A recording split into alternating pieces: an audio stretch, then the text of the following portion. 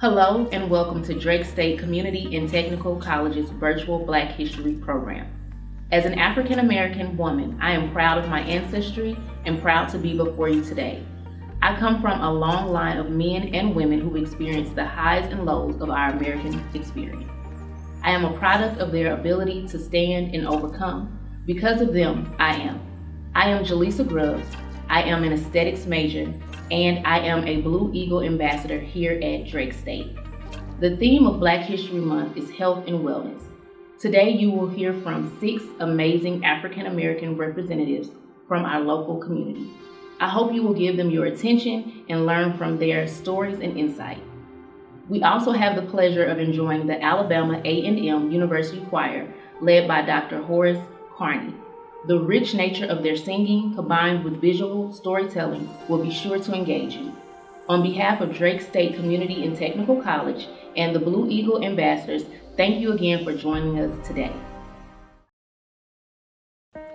Maya Angelou wrote a famous poem entitled, "Still I Rise."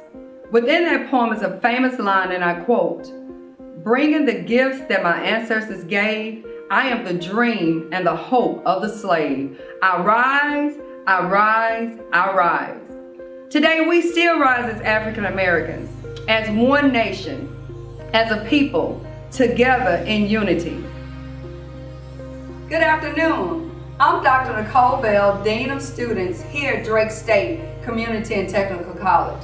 I bring you greetings on behalf of Dr. Patricia Sims, our president, faculty, and staff here at Drake State, a proud HBCU.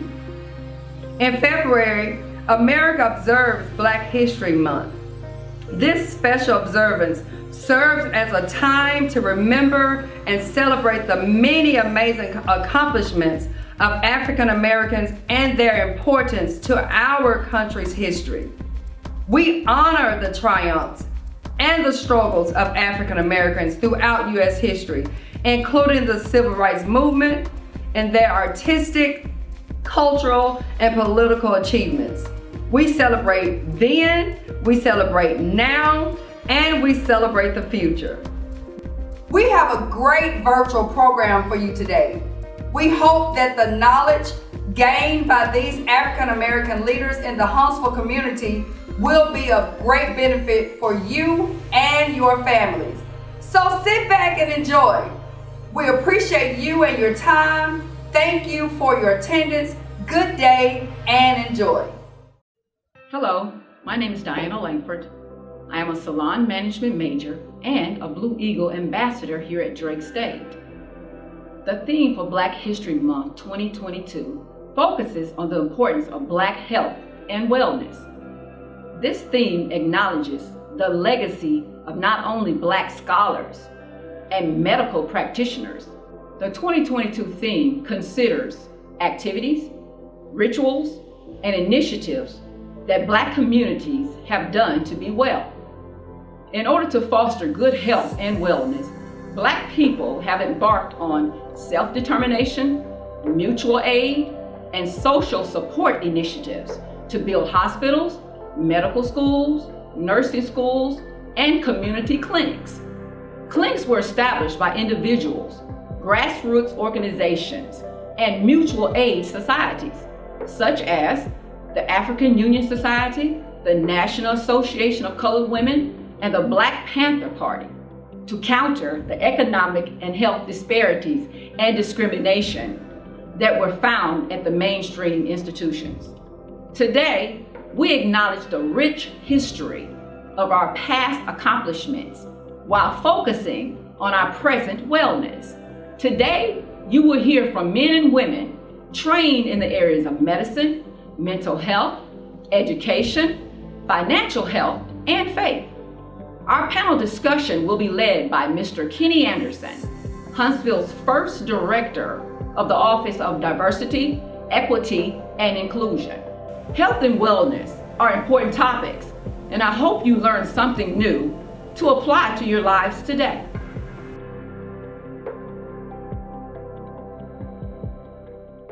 Since its inception, Black History celebrations have always had a theme. The importance of yearly themes is to focus attention on a particular aspect of Black culture and experience. The 2022 Black History Month theme is Black Health and Wellness. This focus will celebrate the contributions and breakthroughs of Black professionals, as well as speaking to the cultural richness of those non-traditional health and wellness practices, including things like doulas, midwives, and more. This theme will be collectively celebrated by focusing on familiar rituals and practices that mainly are part of the Black community to perform to improve wellness. Today we have assembled a panel of subject matter experts that will speak to this issue and others impacting the Black community. And it's my pleasure to introduce them at this time. Portia Hines holds a bachelor's degree in psychology with a minor in criminal justice and a master's in counseling psychology. She is a licensed professional counselor in the state of Alabama and has been providing mental health services in a variety of clinical settings during her 13 years of experience in this field. Portia, welcome to the panel. Thank you very much. We next have Rashida Dausman. She's a physician's assistant, graduated from the great Oakwood College, that's my alma mater, and continued her education at Loma Linda University in California. She earned her Master of Science in Physician's Assistant Studies there in 2006, and she has recently joined the team at the Huntsville Hospital Physician Care at Oakwood, a community-based clinic that provides care for patients 12 and older, including preventive and sick visits, health screenings, management of acute and chronic conditions, and much more. Rashida, welcome to the panel. Thank you for having me. Next we have Minister Charlie Holly, an award-winning international speaker and author who specializes in racial healing. He provides solutions for organizations by sharing communication techniques that reduce racial conflict and help people engage in constructive dialogue. As a racial dialogue expert and 30-year business professional, he is available to provide information and commentary on a variety of things in the space of racial healing. Minister Holly, welcome to the discussion. Thank you very much, Mr. Anderson. Markeisha Lane is a banker with over 14 years of experience, currently at Bank Independent, matching exceptional customers with the right financial products and services. Her key strength lies in building strong relationships with customers based on trust and respect, and coupled with her educational background, she is invested in helping others learn about financial literacy. Welcome to the panel, Mrs. Lane. Thank you. It's a pleasure to be here. And finally, Michelle Watkins is the District 1 representative on the Huntsville City Schools Board in Alabama. Watkins won the seat in the by-district general election on August 23, 2016. Watkins holds a BS in Business Administration and an MS in Secondary Education. And one thing I know she's very proud of is that she is a former district teacher. Ms. Watkins, welcome to the conversation. Thank you. Ms. Dausman, I want to start with you for a moment and ask you this question. What are some habits or practices that you advise patients to follow to maintain optimal physical health and wellness? Okay, thank you. Well, we need to make sure that we put our health as a priority. And it has been difficult, I think, as a community for a lot of us to do that because we have so many different things on our plate, and that oftentimes falls to the bottom of the list. I see it every single day. But we have to put it in our minds that it is a priority because we cannot do the things that everyone is depending on us to do if our health is not together. We need to prioritize being active. That doesn't necessarily mean you have to go get a gym membership. But we have to be creative and figure out how to get out there and take a quick walk or park your car a little bit further. Go out and run with your kids and make it a family activity. Those are ways that we can be active without necessarily driving to the gym, paying a membership, and getting on the weights, which those are good things too. And also the way that we eat. We also need to prioritize our mental health, which I know we'll talk about. But we have to prioritize these things, which we have not done traditionally, I don't think. That's a great segue to the times because you referenced mental health, and there clearly is a connection on the spectrum of health between physical and mental health. So Ms. Hines, talk to us a little bit about how you talk to your clients about ensuring that they don't just want to make sure they have a good, strong heart and that their lungs are strong and oxygen is flowing, but they also have to be focusing on their mental health needs as well. What do you say to your clients? Well, that's a very common conversation that I have with my clients. It's the I don't have enough time or I lost track of it. I really reference mental health being the lens that we experience things through. Our emotions and our feelings are how we determine, do I feel like going to the gym, or do I feel like cooking better for myself? Do I feel like attending that doctor's appointment? So if your mental health is not something that you are intentional about as well, then every other aspect of your life it encounters every other aspect of your life if you're not prioritizing your mental health. So really establishing routines, making it one of those family activities. Okay, today we're going to talk about how our feelings went. Today we're going to talk about how we can express our emotions in a healthy way. Even if they're not those cookie cutter happy emotions, it's okay to talk about them and really working that into the culture and environment of your home and in your family. And stigma remains a huge barrier still in this day and age. How do you help people understand that it's okay to not be okay? A very common statement that's being made today with regards to people's emotional health. Well, what we're doing here today is a part of helping remove that stigma by individuals who community members trust, look up to, having this as a topic of discussion. We don't shame anyone if they have a broken arm or if they have high blood pressure. Those are the seen illnesses. Mental health can be an unseen illness. So removing the shame by making it a common conversation, removing the shame about really making it a part of what we view as the entire person brought to the forefront. Good. And as you're talking about both physical health and emotional health, that lands squarely in the lap of our families and our children. Ms. Watkins, you have a tremendous responsibility to keep people in your district motivated, engaged, energized. How does the educational system speak to the needs of students' health and wellness? For one, we have a health education class that's with the Alabama course of study that we offer the students. We have physical education classes as well. And we have contracts with outside organizations to come in and offer mental health counseling, as well as we have counselors inside the school that work for Huntsville City Schools. We take the health and well-being of our students seriously, and one of the things I think the African American community shies away from is mental health when it comes to African Americans. And so sometimes I have parents call, tell me they're having issues with their kids, and the first thing I say, have you tried getting them counseling? We offer it free in the schools. And it's just getting them to understand that that's just a stigma that was attached to us. It's okay to get counseling. So we take the health and well-being of our students very seriously, and we have alternative means and measures to assist them. I always had a love-hate relationship with health education classes growing up. And like dressing out, I had skinny legs, and all that stuff was going on, it kicked on. But I absolutely have always respected that and understood the value of that, and I'm glad to know that that's still happening today. I wanted to move the conversation over to Mrs. Lang for a moment because we're talking about these opportunities to access certain things in the community for our fundamental wellness and health needs. I know that one of those things that drives that home, perhaps more than anything else, even if we don't acknowledge it, is financial health. Absolutely. And financial literacy, of course, is an incredibly important conversation that we must have when we're talking about health and wellness within the community. How is health and wellness related to financial literacy? So health and wellness and financial literacy are directly related because financial wellness or financial literacy has a huge impact on your health and wellness. So I'll give you some examples and things that I've seen over the years. When you think about, why in our community, sometimes we don't have access to, the health or healthcare that we need. You think about financially, if you don't have a car, how are you going to get to your doctor's appointments?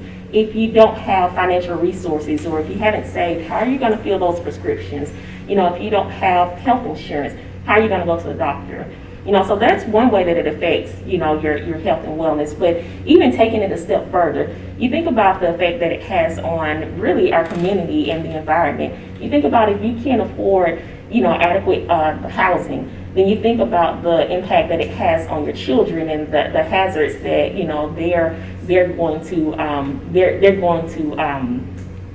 hazards that they're going to encounter. You think about lead-based painting, those are some things that we don't think about that's going to lead to, to other health issues. And then really the last part of it still has an effect on our mental and our physical health.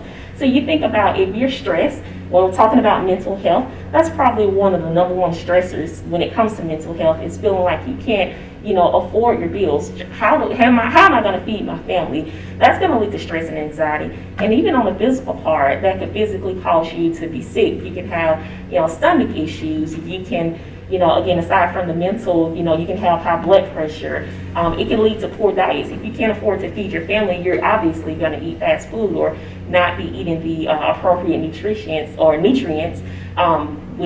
yourself and your family. So it definitely has a direct impact, on your health and wellness. And it's interesting as I hear you talk, the narrative in the things that you just shared kind of runs a thread through every other thing that's already been said. If you don't have your financial house in order, you're going to have some challenges engaging the healthcare system. Yes. You're going to have some challenges in terms of your emotional stability. You're going to have some challenges as it relates to academic achievement and success, perhaps. And Minister Holly, a lot of people will then say the answer is God. The answer is just pray. The answer is have more faith. Talk to me a little bit about your perspective of this notion of one's faith as it relates to health and well-being. Absolutely, great question. How does faith relate to our health and wellness? It is faith, after all, that teaches us that we are triune beings, right? That we are spirit, soul, body. And it is faith that teaches us that each one of those layers affect the other layer. The church has long been a solid bedrock in providing health and wellness information. Just lately, we've given out boxes of food, we've given out clothing, but we've given out medical information. And we've had medical events to teach people the importance of emotional and psychological health. So we've even given out COVID kits and COVID training. So the church has long been a bedrock in addressing all three of those layers. But as people, as a person, so how does our faith affect wellness? Well, we understand now that we are triune, and we understand that we need to address all three layers of ourselves. We need to do something for our spiritual health, for our soul, and for our body. And so, but also, faith teaches us that if we do something for someone else, that if we can just reach out to someone else and help someone else, that in turn, that also helps our wellness as well, because we get gratitude from it, satisfaction from it, a sense of accomplishment Okay? So faith in the church has always played a very, very important role in wellness and health. Yeah, you said so much there, and I'd love to unpack all of that. I know time will permit, but I do have a follow-up on that, because as I'm thinking about myself being a person of faith, and people have an option to choose how they confront life in any way they want to choose, but those choices have consequences. And what I have found is that if somebody asks me, well, how does your faith inform your health and well-being, I'd say what it does is it provides a stabilizing force in my life, because I need a filter. I mean, life is rough, any way you cut it. And the reality is that when we think about the lived experiences that people have, there's a lot of pressure on all of us at any given time. And the person who says, I have faith in something outside of myself, when we begin realizing our flawed selves, our inabilities, our weaknesses, our the incomprehensible ways in which we experience things that just seem to overwhelm us, faith just seems to be kind of a rock steady way in order to do that. And personally, even though I profess Christianity, I say, look, whatever you choose to do that's bigger than yourself is really what you need to focus on. Absolutely. And I just wonder what you would say to people who are listening, perhaps, who either may have been connected to a faith tradition at one time and no longer are. Someone who's perhaps searching for that and perhaps struggling in life as a consequence of that. Or somebody perhaps who has no interest in that type of thing. What would you say in the context of specifically health and wellness and faith? And absolutely. So we need to see that even though we may not have a faith or believe in a faith, there is still a need for taking care of our bodies. So if we are a person of faith, no matter what faith that is, that faith tells us how to take care of our physical bodies, souls, and spirits. For example, right? The Bible says, do not overeat, except on holidays. Not just kidding. But you see, these types of things is what we need to set up as examples, as guidelines. So everyone should have a guideline, whether you are a person of faith or not. And those guidelines need to help you mentally, emotionally, and if you are a person of faith, spiritually. You mentioned something a moment ago. I want to swing back to Ms. Dausman and ask her something that I think is extremely important and that we don't lose sight of. We're still in the midst of a pandemic. There's been an ebb and flow process. We've had highs and lows, and people have been impacted in different ways because of that. How do we optimize our health and wellness in the midst of such a stressful situation that has placed so many demands on our lives and seems to not want to let up in some ways, because you have long haulers, you have people who are still vulnerable to be reinfected. So even though someone may have seemingly come through something in the midst of this pandemic, we're still in it.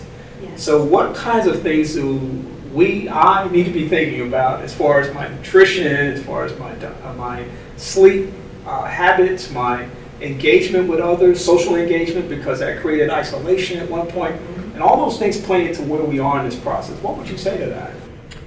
That's a really good question, very relevant to what we're all going through and have been through the last couple of years, and a lot actually. But we need to, again, do the things that help keep us healthy in general. Of course, we want everyone to get their vaccine to help prevent serious infection of COVID. We all know, I'm sure, someone that has succumbed to those, to that illness, and we've all been affected by now, I'm sure. But then how do you go about life? How do we do the things that we need to do every day? We need to continue to take our precautions. The pandemic, like you said, has ebbed and flowed, and we may get a little bit relaxed at times, but that doesn't mean we should stop washing our hands. It doesn't mean we should have a house party with 100 people right now. We need to be smart about the decisions that we're making when we are visiting our relatives or socializing. And just be wise and to continue to take precautions. We need to make sure our immune system is healthy, because when our immune system is healthier, we are able to help fight these things any kind of illness, most illnesses anyway, including COVID-19, our bodies can fight them better. And that means trying to feed your body healthy foods, getting air, getting exercise, getting some sunlight so that your body can make vitamin D, which is shown to give your immune system a boost, which helps to fight these things off. So it's a process, and I think that sometimes we get overwhelmed with all of the things we have to think about, and that makes sense, but we still have to do the things that will keep ourselves and our families healthy. We need to continue to do that until we are out of this pandemic as much as we can be.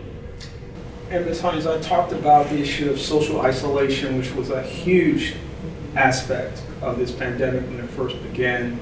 I think we learned something about our human needs, and we probably need people more than we may have thought we needed them prior to this pandemic, and so there's a hunger for that right now.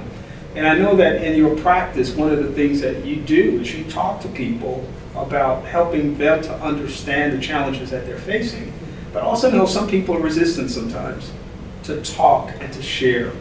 Talk about the process. If I choose to engage with a counselor, what's that process look like? Okay. It's not as scary as most people think. It's not this super invasive process. You really engage at the depth and at the pace that you choose. With most counselors, your client's needs are what are important.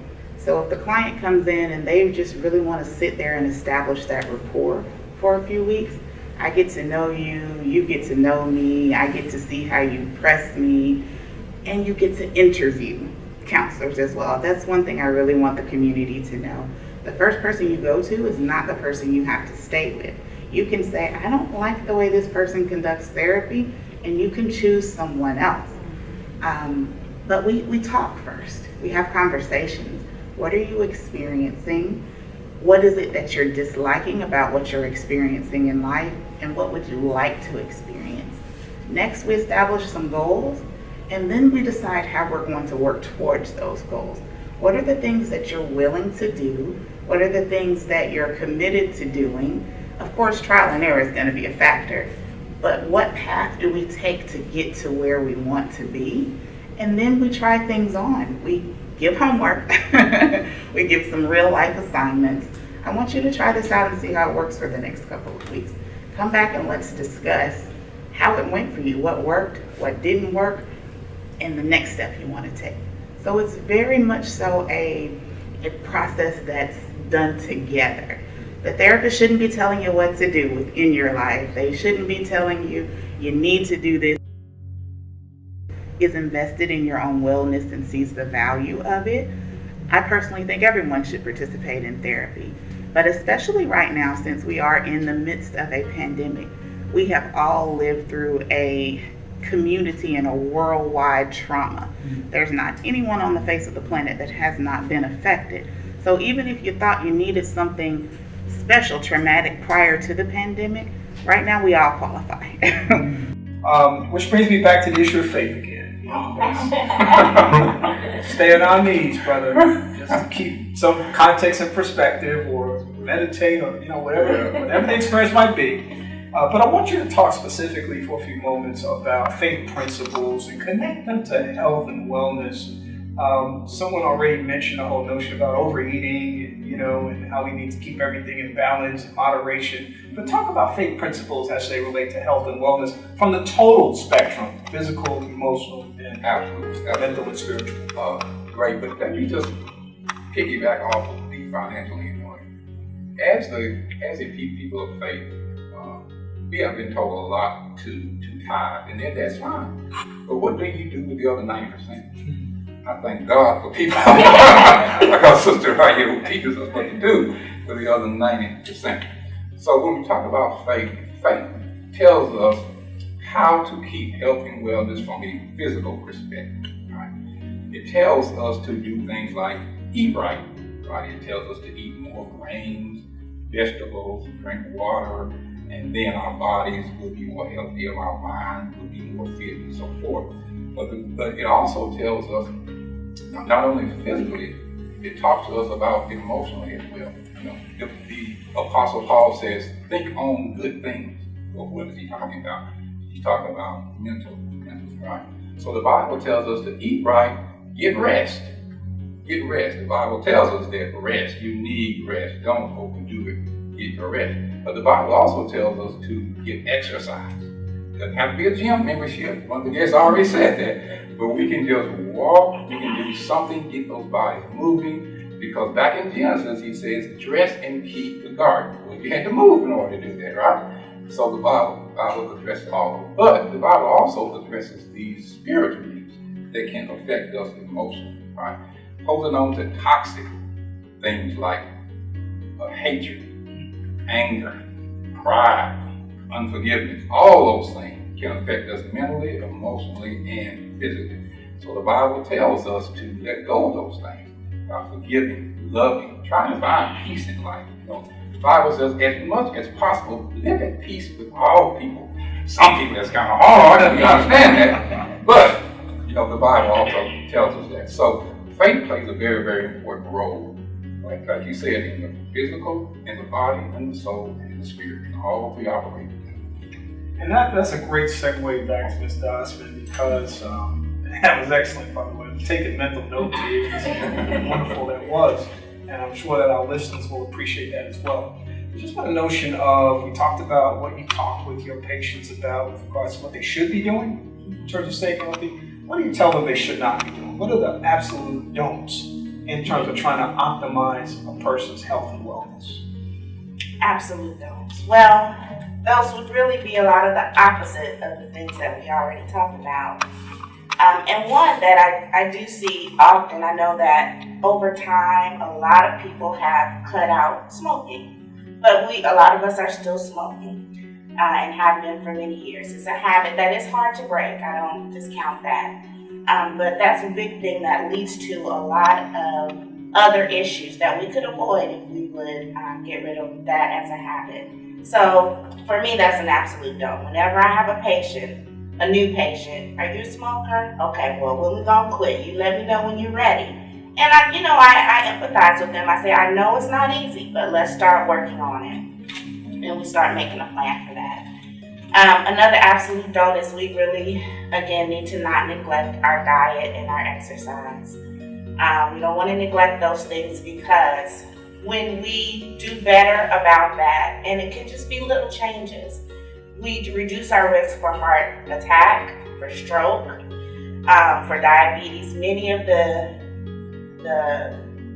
chronic conditions that a lot of times go hand in hand. And as we work on those, the diet and the exercise, a lot of times we will improve all of those conditions if we already have them. And so some absolute don'ts, again, smoking, neglecting our diet and neglecting our exercise, and neglecting your doctor's visits. A lot of us are not going to the doctor. I know that there are barriers to that. A lot of us don't necessarily have insurance, health insurance, but there are options in our community. Even if you do not have health insurance, then we have a free clinic. So that's a part of our job as well, is to allow people or make people aware that there are other options, even if they don't have access to standard health insurance. There are ways to help to keep your health maintained, even if you don't have access to health insurance. And talk just for a moment about sleep as well. It's something I used to take a lot of pride in when I was a lot younger. I would stay up all night long. It didn't even matter. You know, my bandwidth accommodated the party, and then the after party, and then breakfast after that. And, it just seemed like it would never stop. I mean, I didn't sleep much last night. No big deal. Just keep going from one thing to the next. But isn't sleep pretty important in this process? Yeah, rest is essential. You're right. Rest is essential. I think as we get older, your body kind of makes you rest. You're not able to stay up like you used to. And that's clear in my mind. Every single night. I'm like, what's going on? It's 8:30. What's going on? Right, absolutely. And so we do need to make that a priority, because that's, when your body is recovering and healing itself, and the things that need to happen are happening, and your mind gets to rest when you get good rest. But we do know that some of us are working 2 jobs, night shift, morning shift, and again, that's something I often see, and the rest goes to the bottom of the list. We just have to do the best that we can. But if you are able, yes, get your 8+ hours of sleep a night. And also, one little point, as we age, sometimes people will come to me and they say, well, I'm sleeping 6 hours, or I'm only sleeping 5 hours. I have seen in my practice, in my experience, that as we get older, sometimes we just don't need quite as much sleep. And if you're feeling rested and you're not having difficulties throughout the day, then just understand that as we age, our bodies change. Yeah, I admire those people because I'm not one. Yeah. Miss, I want to ask you a question. I know that we're getting ready to wrap things up here in a moment. Care for the caregiver. We're talking about all of these different ways that we need to focus on creating balance in our lives as it relates to health and well-being. And as a professional caregiver, of course, you're constantly pouring yourself into other people's lives and absorbing everything that they're giving to you. Talk about caring for the caregiver, which I think is an essential part of this conversation as well. As we have an aging population, we have more and more people with dementia, Alzheimer's being one of the most severe of those conditions. We're hearing more and more of that happening, and yet we're seeing tremendous stressors being placed on people's lives because of that, because they don't have a filter or they can't find that balance. What would you say to that? I think that's an amazing question. We have healthcare, we have spiritual, we have financial and educational representatives all at the table. And in my book, these are all representatives of caregivers. We're caring for others outside of ourselves in each of our individual industries. You are a person first. When we get on the plane, they tell you put your air mask on first. Cliche saying, but it's never been more true in my opinion. You have to take care of yourself. You have to listen to yourself, to your body. You have to look at your finances. You have to really know whether or not, am I overextending myself? Have I given myself that grace? Am I still in alignment with my personal values? And when you notice yourself shifting outside of those, then it's time to put up some guardrails. Am I able to spend some time purchasing and creating good, healthy meals for myself and my family? Am I able to model healthy emotional health to my children? Am I able to show up and not be frazzled at all times? When was the last time I cried? Am I easily agitated? Doing some self-evaluation is even more crucial for the caregivers because we're giving what we are. And if what we are isn't healthy and stable, then we're helping propitiate that disease, not just physical disease, but disease in our communities. So really looking at yourself, knowing that your needs are important, and setting aside that time on purpose to reflect and to give yourself some highs. Give yourself something to look forward to on a regular basis. With a lot of my clients who are healthcare workers and teachers and educators and even ministers, I tell them, okay, what's the plan for this week? We're going to put it in the planner. We're going to set those digital reminders because if you don't mark it as important, who else can prioritize your health, your wellness? Excellent. Yeah, self-care is not selfish. Like you said, they tell you when you get on that plane, put your own mask on first before you render assistance to someone else. And that's the way it is in life. I want all of our panelists who have been fantastic today to give me a closing statement about the notion of Blacks and health and wellness as it relates to Black History Month. Just give a closing statement. I'm just going to go down the line here. I'm starting with Ms. Watkins first. We'll just come on down the line. I just want to say to our students specifically, you are incredible. You are smart. You are more than what you ever think you could be. The mind is the playground for success, and you have to challenge yourself, and you have to believe in yourself. And I think all too often, sometimes African American students are not empowered to believe that they can excel and be anything they want to be. And I always take the opportunity to highlight on my Facebook page things that they do because I want the public to see them in a positive light. And I want them to know if you're having challenges, reach out to your teacher, to your counselor, to your principal. We're there to support you and give you the things that you need to be successful. And we want you to be an African American that one day when we're gone away from this earth, you're carrying on and you're leaving a legacy. Thank you, Mrs. Lane. I'm not supposed to follow up after that. That was a tough act. I know you can do it. Definitely a tough act. I just want to say that for each and every person, African American, that I encounter, I'm super proud. It's always an opportunity for me to educate, to teach, to lead us to greatness.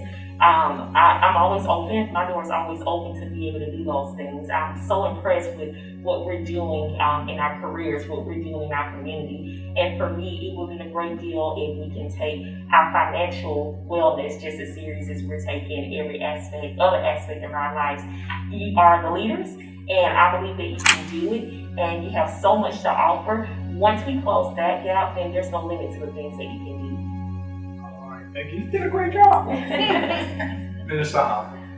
I would just like the students and everyone watching to remember that you are 3 parts: spirit, soul, body. Do something for every single layer that makes you happy. Okay, spiritually, pray, praise, soul-wise, which is mentally and emotionally.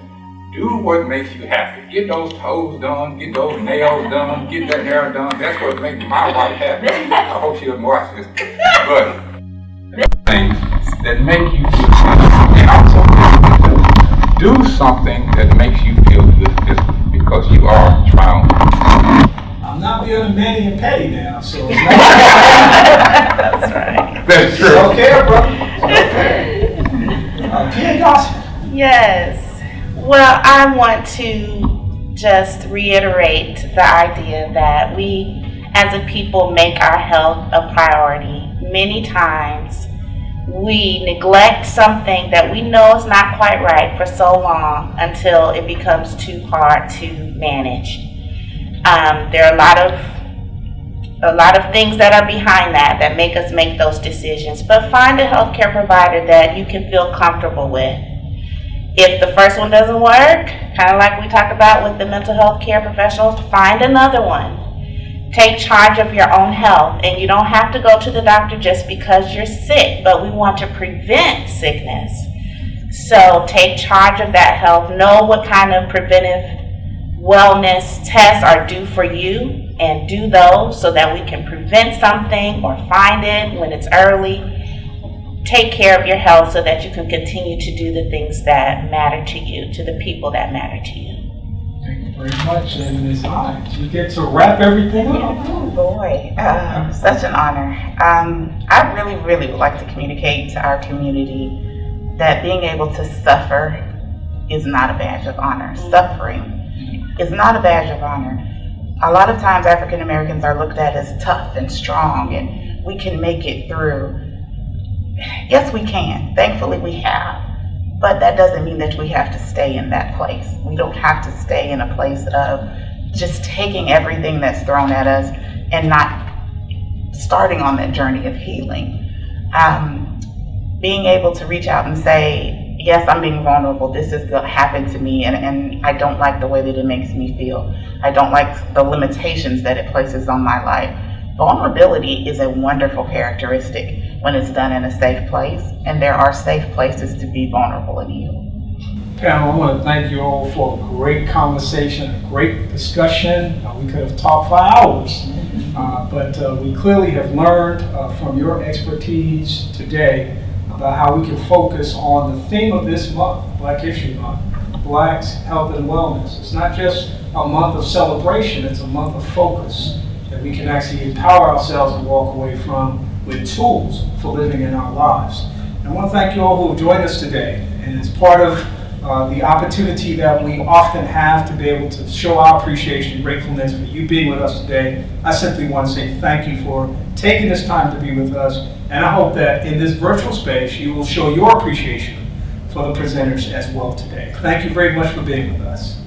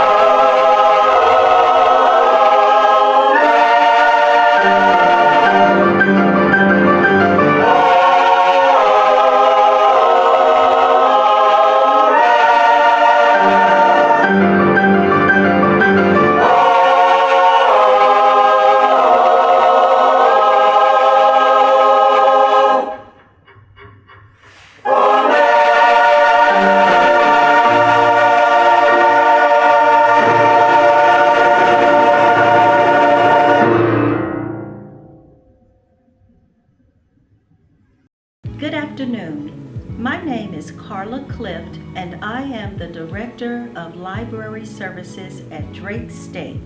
Thank you for joining us today for this inspirational event. We sincerely appreciate our students here who attend Drake State Community and Technical College who make our work meaningful. I would also like to thank our program participants, not only our speakers, but also the beautiful voices of the Alabama A&M University Choir under the direction of Dr. Horace Carney. Black History Month is special because it gives us an opportunity to acknowledge, celebrate, and be inspired by not only the work of our ancestors, but also the dedication of people like the ones we have heard from today. Thank you again for joining us, and we encourage you to continue celebrating Black history and the accomplishments of African Americans.